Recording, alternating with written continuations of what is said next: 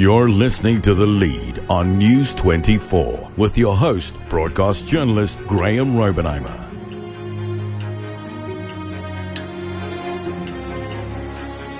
Welcome back, Lead listeners. Where the hell have you been?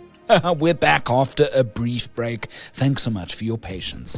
While we resume our regular programming this Monday, multi-millions of our hard-earned taxes have gone towards a mass Metrorail train refurbishment project, but allegations of bribery between the contractors and the passenger rail agency dog this deal, all whilst the trains gather rust, yet to leave any station. We mind the gap with our investigative journalist Sikonathi Mantshantsha next. YNF Engineering's managing director, a man by the name of Jade Oren, was found by Weber Wenzel to be in a WhatsApp group with the acting head, refurbishments or technical at Prasa, a man called Molefu Museu. That is the man that was accused by CTE Western Cape of receiving bribes from suppliers, including YNF Engineering. When Weber Wenzel started its investigation, it discovered that Oren, as well as Mr. Molefe, were in a WhatsApp group together titled Durban July 2016. In our trending topic, while we stick with rail news, and Prasa says the critical Kapteinsklip corridor in Cape Town is open again for Mitchells Plain Metrorail commuters.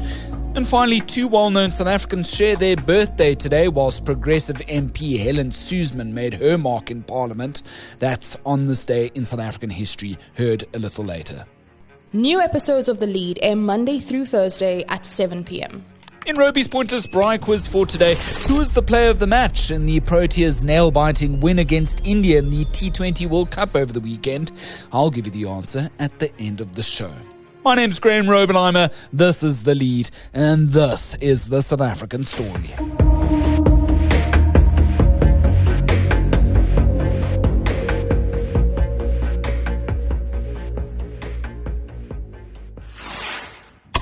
Moving to our top story today, when he's not knocking on the doors of the mayor's office at the city of Ekurhuleni, while he's asking the passenger rail agency of this very country some critical questions about its budget spend on fixing up our old yellow and grey trains.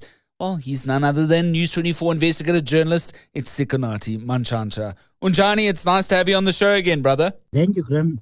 Thank you for that great introduction. Nice to be here. Look, I've done a couple of episodes in the past with our former News 24 investigative journalist colleague, Sipho Mosondlo, and he was on the trail of asking Prasa for a really long time, you know, this entire Go contract to refurbish these old yellow and grey Metrorail trains that were, you know, part and parcel of our experience growing up in South Africa in the 90s and the 2000s, that he found out that a lot of these trains were sort of just, you know, being left to rot after being refurbished in the Braamfontein train yard and in other various parts of the country, specifically here in the Western Cape. Then Prasa had asked the law firm Weber Wenzel to investigate any allegations of any collusion or any wrongdoing here.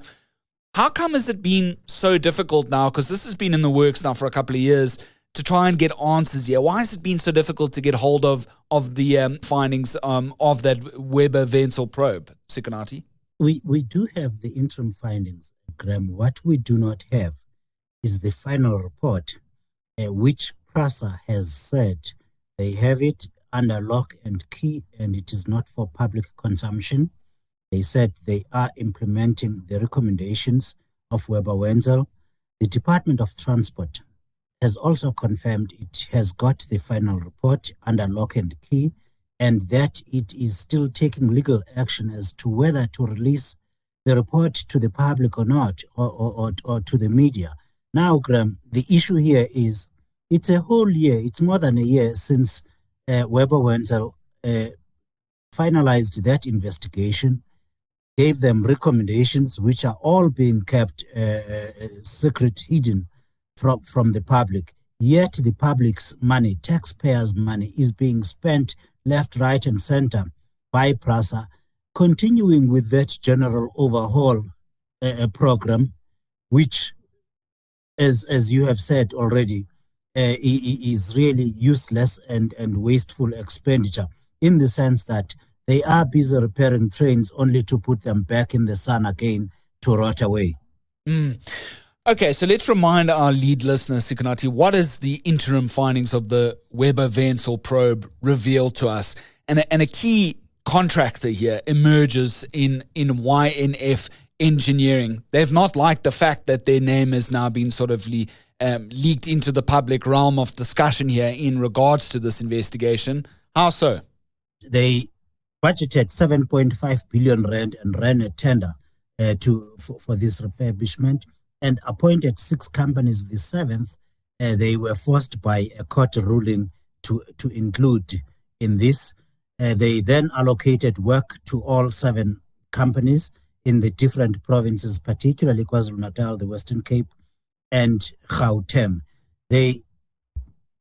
Once they allocate work to these companies and you refurbish the thing and you get paid, but they take the trains right back and put them where they were in the first place. It appears that this is a scheme to just fleece Prasa to get money flowing to these companies, because there is no need for these trains to be refurbished, to be fixed, if they are going to be put back in the sun again and not to serve customers. The biggest beneficiary of this contract at the stage where Weber-Wentzel released its report in December 2024 was a company called YNF Engineering, which was paid by Prasa 970 million rands out of the 4.2 billion rand that had been spent at that time. Let's repeat this again. The whole contract is budgeted for 7.5 billion rand, and it will end in the year ending March 2027. YNF Engineering received the bulk of the contract, which prompted its closest competitor, CTE Western Cape, that's Commuter Transport Engineering, a company based in the Western Cape, which wrote a letter to Prasa and said, listen, this tender, your employees are actually receiving bribes from our competitors in order to allocate more work to companies such as YNF and to such a company called CTE KwaZulu-Natal. That's a different entity from CTE Western Cape. These were allegations that CTE Western Cape put to Prasa, which prompted Prasa to start this investigation into the whole contract. Of course, I must add here, Graeme, that YNF Engineering denied the accusation that it was receiving preferential and favorable treatment from employees of Prasa. The fact of the matter, though, is that it was the biggest recipient in terms of the monies paid. Its next biggest competitor got paid only 400 million rand, while YNF Engineering itself got paid 970 million rand, almost a billion rand. And this, according to CTE Western Cape, was inducements that YNF allegedly paid to Prasa officials via third parties. And if somebody's wondering sort of the word inducements, Sikonathi, what would be the layman's term for that? That's bribes. Those are the allegations that CTE Western Cape made. Graeme, for legal reasons, I have to state this again. YNF Engineering denied such allegations when Prasa put it to them that you are alleged to be bribing our employees. But tell us about this very interesting WhatsApp group that's come out as evidence in the interim report by the law firm, Sikonathi. It points to some sort of relationship between YNF Engineering's head as well as the head of Prasa's, specifically rolling stock tech project and that department that it speaks to, this Go contract. What was that WhatsApp group all about? YNF Engineering's managing director, a man by the name of Jade Oren, was found by Weber-Wentzel to be in a WhatsApp group with the acting head of refurbishments or technical at Prasa, a man called Molefi Museu. That is the man that was accused by CTE Western Cape of receiving bribes from suppliers, including YNF Engineering. When Weber Wenzel started its investigation, it discovered that Jade Oren, as well as Mr. Molefi, were in a WhatsApp group together titled Durban July 2016. Now, we know that Durban July is that annual event of horse racing in KwaZulu-Natal where a lot of business people, particularly entrepreneurs, meet suppliers. It's a huge entertainment thing. YNF Engineering, let's say again, declined to be interviewed or to meet with Weber Wenzel. So each side of the story was never heard.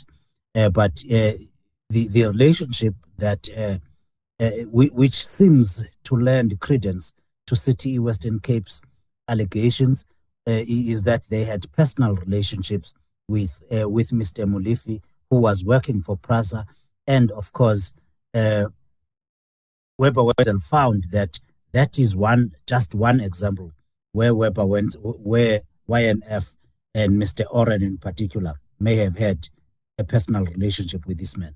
Yeah.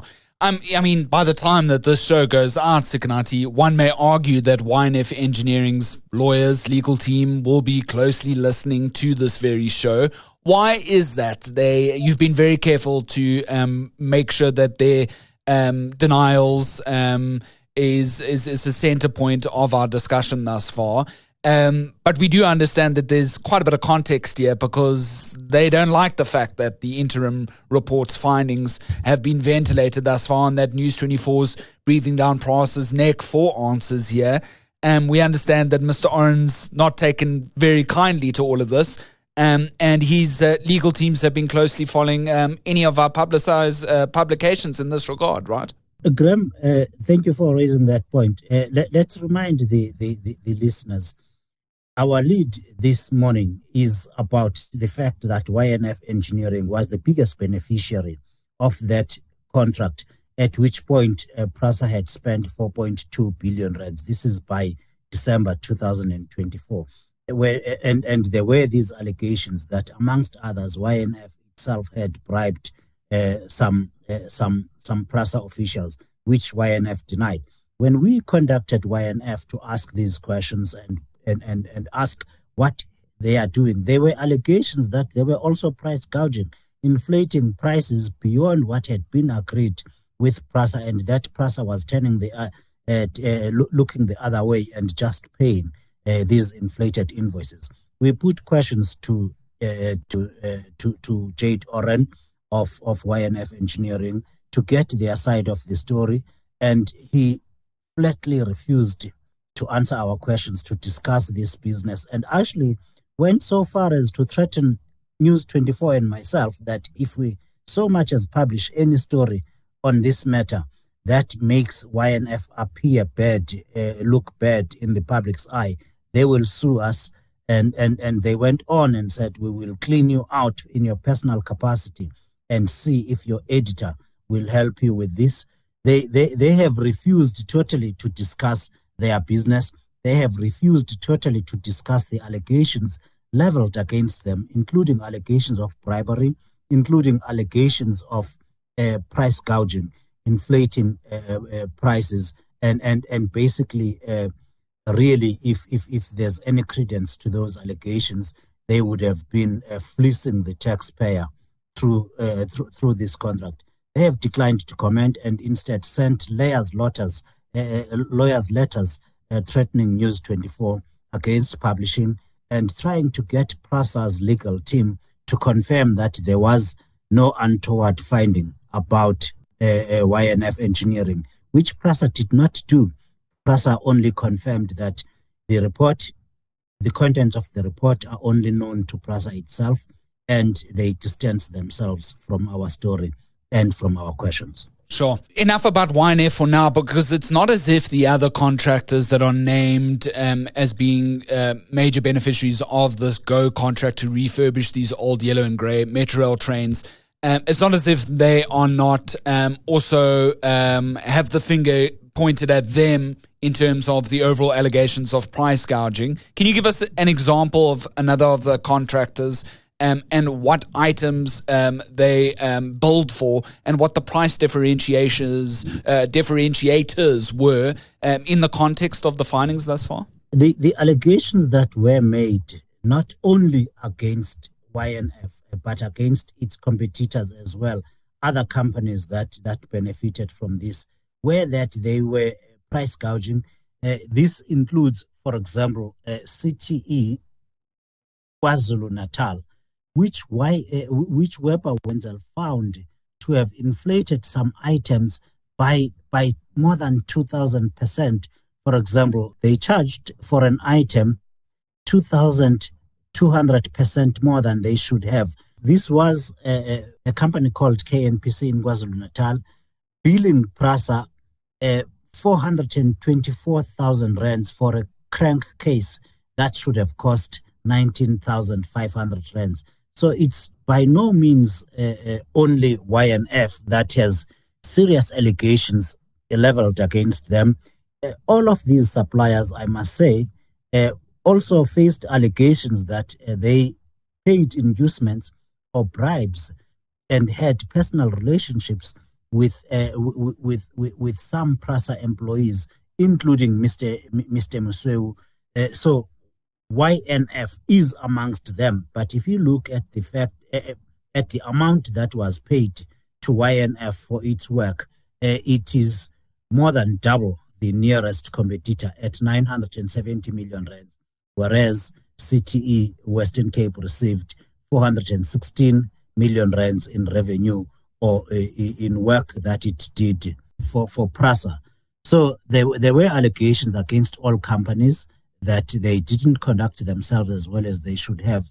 But it is YNF that we focused, or rather we led our story with, having received about 40% of the value of the contract, and they are not in a mood to talk to us about it.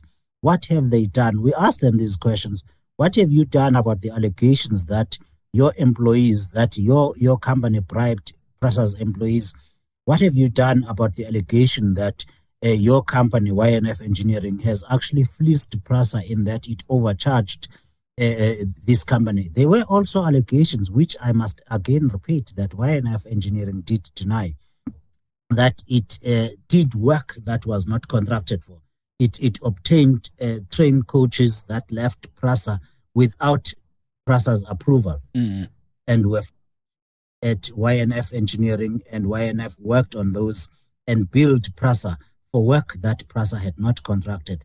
There were also allegations, Graeme, that YNF and other companies indeed billed Prasa for work actually done by Prasa employees on these coaches. Sure. Sikonathi, so obviously the irony is not lost on us here. We have a president in the recent State of the Nation address espousing all these dreams of, again, one day having, bullet trains between Durban and Johannesburg, or Durban and Pretoria, or what have you. And yet you've got a situation where, a year after the previous State of the Nation address, the president's still saying, Prasa is working on reopening corridors, or it has opened more than 80% to 90% of all corridors. Yet, a stone's throw away from where I live in Cape Town, the local train station remains completely gutted since the COVID-19 pandemic. Bricks lie strewn across the tracks, and the new blue trains that we are now accustomed to in many parts of this country doesn't even stop at that station of mine. And yet, as we now see, multi-millions into the billions is being spent on refurbishing these old trains. A couple of follow-up questions here. When do we see the final report? How is News 24 going to be able to get access to the final recommendations of the Weber Wenzel report? And do we have any understanding at this stage as to where these old yellow and grey refurbished trains are going to end up? Are they going to be ending up on our tracks? Are we going to sell them to Zimbabwe, Namibia, any of our neighbours who might want them? I don't know. I feel like there's a lot more unanswered questions than answers.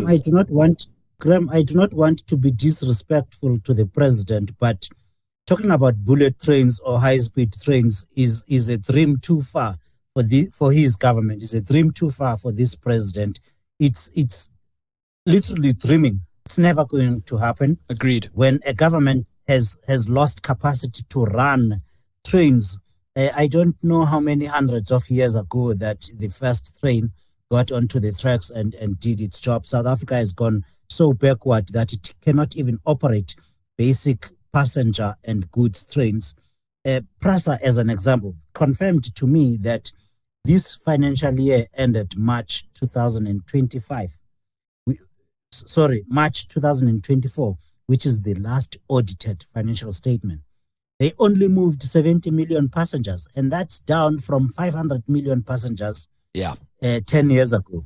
They do not have capacity to run trains at Prasa because they have allowed infrastructure, such as you have mentioned, to be destroyed.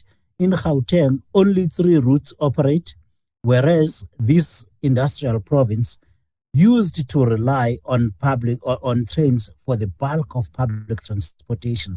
I grew up going through school, and my first 3 to 4 years of work relying on a train. I could only get that job and sustain it because the Passenger Rail Agency of South Africa, which was called something else at the time, South African Railways and Harbour, did it do its job. It cannot now move people. So for the president to be dreaming about bullet trains is really out of his depth. He's totally lost at sea. Now, back to your questions. The Department of Transport, Prasa, as well, have said they are not releasing that report. We have fired the report because the public have a right to know what is in that final report, how much of their money is being abused, what has been done about it. We asked Prasa, have you implemented any of the findings? They say, yes, we are implementing them, but we are not going to answer any question. Weber Wenzel said, go lay criminal charges against these companies. Go discipline employees, fire people, and recover the monies. Prasa is in no mood to answer any of the questions. And of course, Barbara Chrissy and the Transport Department are helping Prasa to hide this information from the public. They are helping to conceal the abuse from the public. Very cagey. Refusing to release the report. They are very cagey. We have fired the report, and we can only promise the readers and listeners of News 24 to watch this space. We are doing everything we can to get the final report, and we will tell them what's happened to their 7.5 billion rand that is being gifted to these companies. And sorry, Sikonathi, my last question. We still don't know what these refurbished trains will ultimately be used for, right? Graeme, the refurbished trains are not being used. They are being refurbished and put back to rot away again in the sun. If anyone drives through Johannesburg, through that Nelson Mandela Bridge in the CBD in Braamfontein, you'll see a lot of trains standing idle there. A lot of them get taken from there, repaired, and then get placed right back there. So they are not being utilized. That's a wasteful and irregular expenditure of a serious magnitude. They will end up rotting there when Prasa if it ever does have any use for them again, it will start to refurbish them again when the need arises. The fact of the matter currently is they refurbish trains in the Western Cape, in Gauteng, in KwaZulu-Natal, and in the Eastern Cape, and those trains have no business using those trains. Precisely because they have destroyed the infrastructure. Train stations do not work in Gauteng. Train stations do not work in KwaZulu-Natal. Train stations do not work in the Western Cape, where people even build shacks on railway lines. Absolutely, Sikonathi. I would have felt, putting all the allegations aside, I would have felt a little bit differently if we knew that these yellow trains were going to be sold to our neighbors to try and recoup all the multi-millions and billions. Ultimately, I feel almost lost here. It makes sense, and readers have raised and listeners have raised this in the past. Sell it to our neighbors who perhaps want it, and some other people have been a bit snarky and sort of responded saying, do they really want those old trains in any case?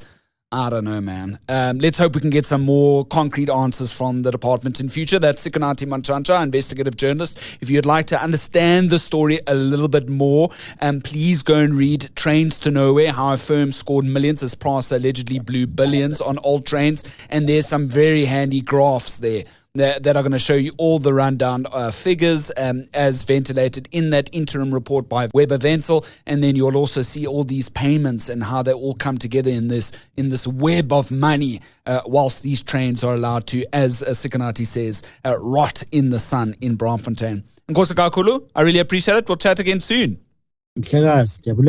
Danko. Trending topic. Moving to our trending topic, and Prasa in the meantime is celebrating its reopening of the Kapteinsklip railway line along Cape Town's critical central corridor. This means that as of this week, Mitchells Plain residents can take trains once again. But it comes 6 years after the pandemic saw cable thieves and vandals gut train infrastructure across the country during the lockdown period.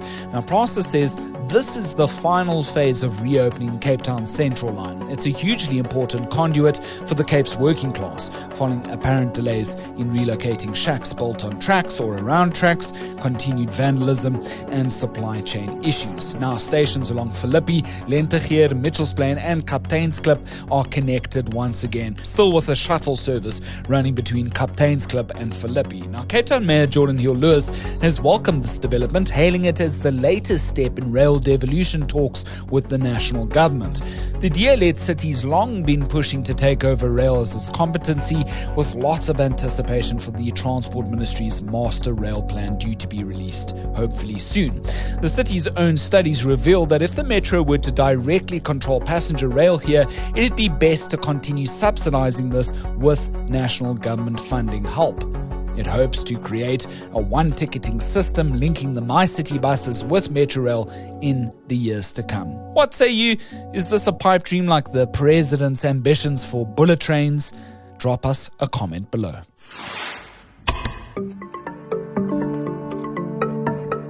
And finally, ending off now with On This Day in South African history, and first of all, just happy birthday to both Alan Busak as well as Herschel Gibbs. They're both born on this particular day, the 23rd of February, with Gibbs born in 1974 and Busak born, of course, a lot earlier in 1945.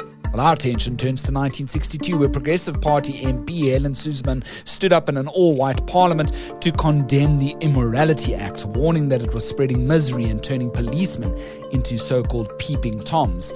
She introduced an amendment to scrap sections criminalizing relationships between white and non-white South Africans. Suzman had prior broken away from the United Party in 1959 to help form the openly liberal Progressive Party, which then called for extending the franchise to eligible South Africans. However, by the general elections in 1961, the party had almost been completely wiped out, with Suzman its only MP in the House of Assembly. She went on to be one of apartheid's fiercest parliamentary critics. And for Rauby's Pointless Braai quiz for today, who was the player of the match in the Proteas' nail-biting win against India in the T20 World Cup? Of course, that was star batsman David Miller, who in supreme fashion managed to get us to 187 for 7, making it all too difficult later on in the second innings for India to reach that number. I'd like to just take this brief opportunity to thank the following people at News 24 for making the lead a reality. Simon Sonicus, our deputy multimedia editor, who spent many hours listening to me droning on and ensuring that you get a credible, quality-controlled show. Thank you so much to Simon for being that consistent listener. A special thanks to Nokuthula Manyati, our multimedia editor, who has also been a very keen ear and helped develop this project early on. A very special thanks to her as well. Thanks to our deputy editor, Ahmed Arif, and our editor-in-chief, Adrian Basson, for also conceptualizing and helping to get this show over the line. Special thanks go to Chelsea Ogilvie for being the voice behind many of the stings that you hear throughout the show. And also a quick vote of thanks to Tyrone Paulson, who's the voice behind our intro in today's show. A special thanks to all of the News 24 journalists who spent a lot of their time over lunch breaks to speak on the lead, and a very special thanks to Charlene Root, who heads up all the graphics that you see on the front end. Well, until our next one, my name's Graeme Robenheimer, and so long as there's trusted news first, we'll always have the lead, Monday to Thursday at 7 p.m.